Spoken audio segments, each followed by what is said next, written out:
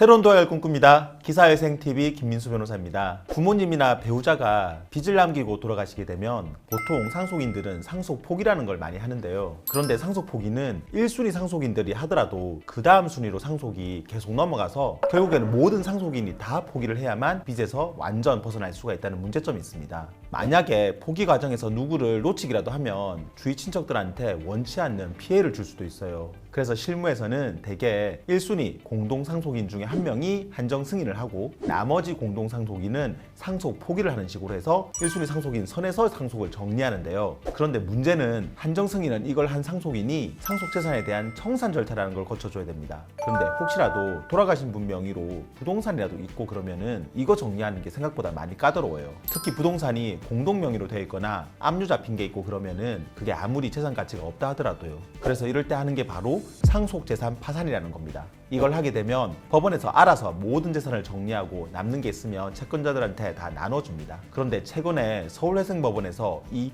상속재산 파산을 상속인들한테 훨씬 더 유리하게 제도 개선을 했습니다. 이번에 변경된 상속재산 파산 실무 준칙을 소개해 드릴 테니까 혹시 상속 빚 때문에 고민이신 분들은 오늘 영상 잘 들어보시기 바랍니다.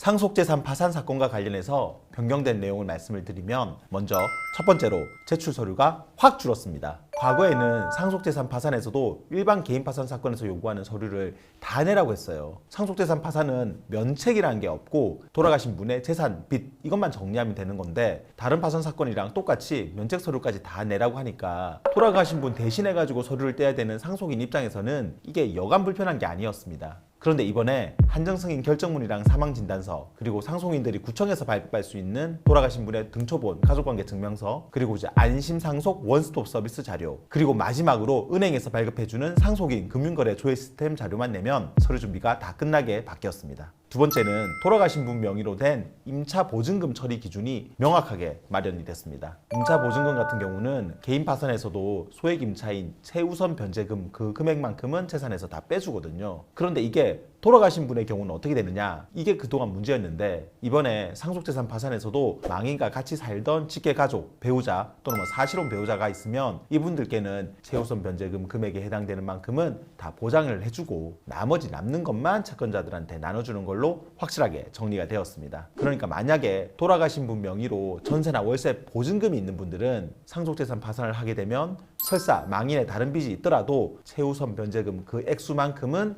같이 살던 가족들이 보장을 받을 수 있다는 거죠. 서울 기준으로는 이 금액이 5,500만 원이거든요. 그러니까 상당히 상속인들한테 유리하게 정리된 내용입니다. 세 번째는 상속인이 상속재산 파산 신청 비용을 보전받을 수 있게 됐습니다. 이전에는 이 부분 관련해서 재판부마다 처리 기준이 조금씩 달라서 혼선이 있었는데요. 이번에 실무준칙 개정을 하면서 상속인들이 상속재산 파산을 하면서 자기 돈으로 낸 인지, 송달료, 예납금은 재단 채권으로 인정을 받아 다른 채권자보다 우선해서 돌려받을 수 있게 되었습니다. 그리고 장례비 같은 경우에도 부의금으로 충당이 안 된 부분이 있으면 상속인들이 우선해서 돌려받을 수 있도록 했고요. 부의금이 얼마인지 불확실한 경우에 적용되는 장례비 기준표도 신설이 돼서 최대한 상속인들이 상속 관련해서 들어간 비용을 보전받을 수 있도록 하였습니다. 마지막으로 상속인에게 법원 출석 의무를 면제해 줬습니다. 지금까지는 상속인이 상속재산 파산 신청하고 법원에 계속 출석을 해야 됐거든요. 그런데 상속재산 파산의 경우에는 대부분 재산을 환가하고 배당하는 절차를 진행하기 때문에 사건이 끝날 때까지 기간이 오래 걸리고 그 사이에 법원 재판도 여러 번 열립니다. 처음 파산 선고하는 날이야 첫날이니까 그냥 한번 가본다지만 본업이 있는 상속인이 재판 열릴 때마다 계속 법원에 출석하는 건 생각보다 많이 번거롭습니다. 그래서 이번에 실무준칙 개정을 하면서 채권자 집회 시 상속인의 법정 출석 의무를 면제해 줌으로써 부담을 덜어주게 된 것이죠.